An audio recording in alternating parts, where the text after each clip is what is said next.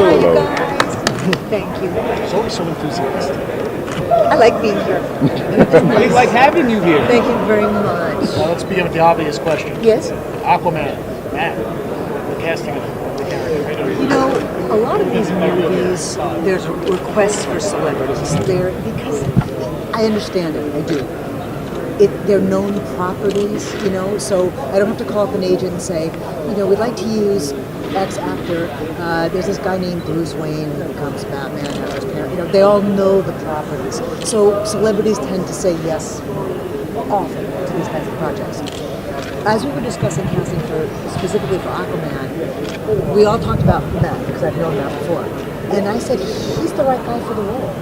And we fought for him and said, he doesn't have to be a celebrity. It should be the right actor for the role. And Matt does a beautiful job. And I'm glad I won that battle, and I'm glad I went to bat for it, because oftentimes they just go, we don't care, it's a great, wonderful role, it's a big, you know, Aquaman, and let's get a celebrity. It's like, no, that's just casting celebrities for celebrity's sake. That's not good casting. That's just gratuitous casting. Let's get the best actor for it. And so Matt does it. What was it about Matt that you felt so strongly that it was right? This particular piece, because Aquaman is kind of one of the forgotten heroes in the Justice League, he's not really been given a lot of props.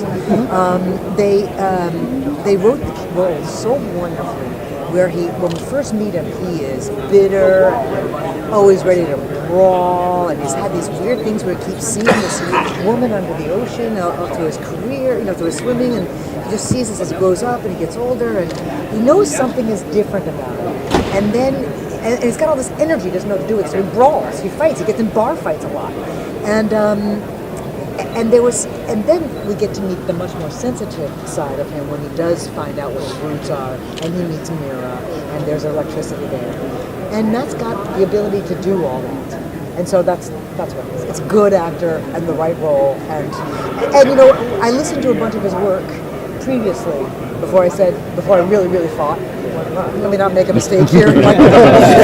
Screw this up. And I went, I think he's the right guy. And when you see it, I hope you think so too. So when casting for, like you said, you picked the right actor for the role.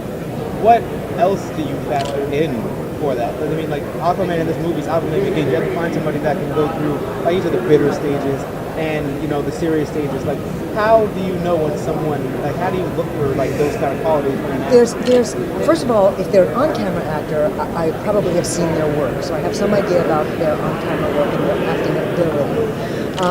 What's great is almost always, before I start these movies, there's artwork. And so I can look at the character and go, okay, is this one of these enormously broad-shouldered, you know, tapered waist, huge thigh guys that has to have a voice that makes sense? Or is this a slighter? So, for example, if you look at Superman and you put him next to, say, Green Lantern, or say Flash, they're physically different types. So you can deal with different types of voices. Just the pure sound of the voice. We're talking about the acting. It's like, okay, that voice, as I listen to it with my eyes closed, that voice could be Superman, or that voice could be Green Lantern, or that voice could be Flash, just because of the quality of the voice. Then you look at the acting. And you have to look at the specific piece that you're asking them to act in. Is this a good role? Is this a screamy character? Are they going to be able to do 4 hours of insane Joker laughing without whipping out their vocal cords and damaging themselves? Do they have those skills? That kind of thing. And I often have asked actors when I cast them, when I'm doing, like, literally doing casting, meaning I'm bringing them in and auditioning them, and they come up with some really great gravelly voice that's so interesting. And I say to them, can you do that for 4 hours without injury? Almost without exception, they'll say, oh yeah, sure, no problem.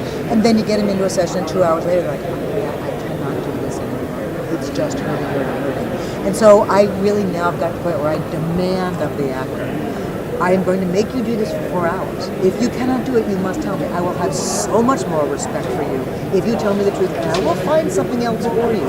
But do not damage your instrument. You know, that's just a mistake. It's an amateur mistake. It's something that will affect your career forever.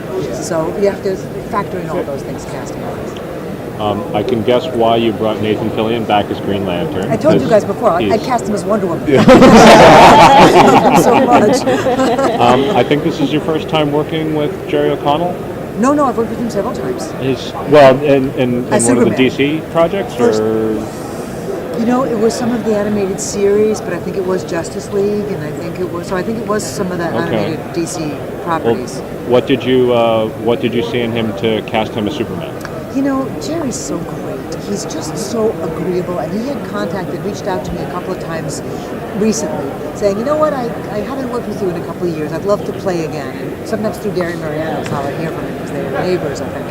And so he said, I want to do some stuff. I'm really, and I was working with him on, gosh, what was it? I think it was for a different studio. I don't think it was even for Warner Brothers. And he was here in New York doing a play off Broadway, I think. And we were doing ISDN recording, and he said, just so you know, I'm available. I'll find something. And as the casting came around for this, I went, ooh, he'd be good as Superman. That would be a fun. I don't think I've cast him as Superman yet. Go through all my files. Have I cast him as Superman yet? No, I haven't. That's not just Superman.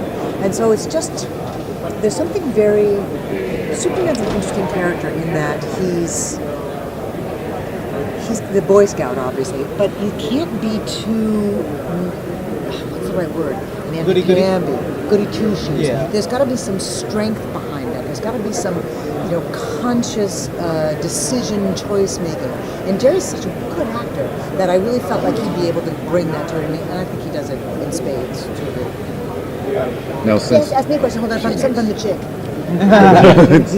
How many people did you go through before you knew that you wanted this particular actor to play Aquaman? Or did you know That's right an away excellent that question. you wanted?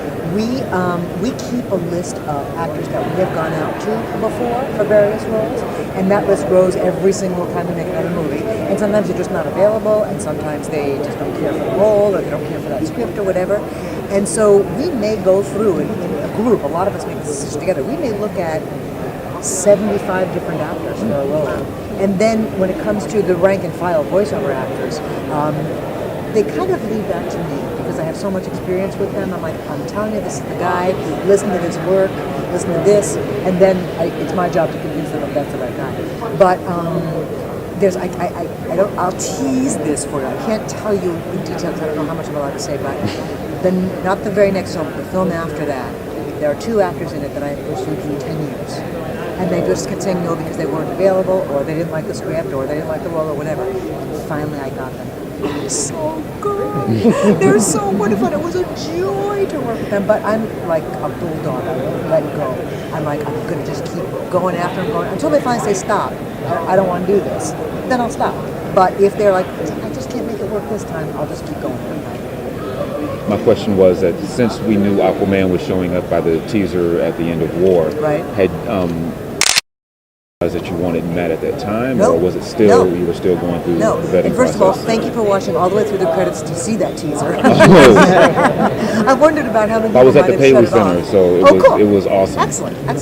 And they, we had not yet decided because I hadn't seen the script yet. Okay. I didn't know what was going to be required of Aquaman, so I didn't know what kind of actor I needed, what vocal type I needed. I didn't know what he was going to look like physically, so we had not decided yet. Okay. One more quick one, because Gary just gave me the high sign. When you see the live action actors and the voice actors, do you look for the qualities, like let's say Henry Cavill Superman or like Jason Momoa's Aquaman? Do you look at what they bring, what they have to your voice acting when you pick an actor to voice the character? I'm not sure I understand that question. Oh yeah, like Are you asking about physically?